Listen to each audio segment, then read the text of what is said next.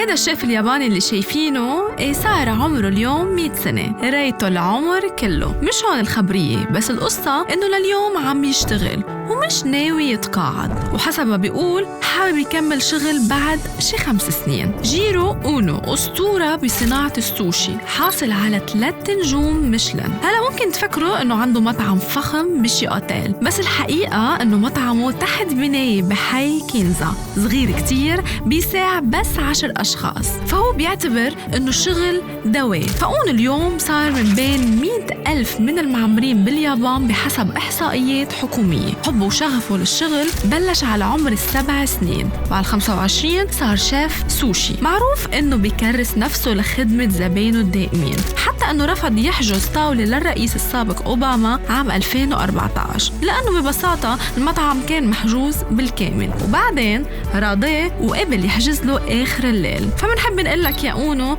هابي بيرثداي، وإن شاء الله بهال5 سنين الجايين نقدر ندوق أطيب سوشي من تحت إيدك.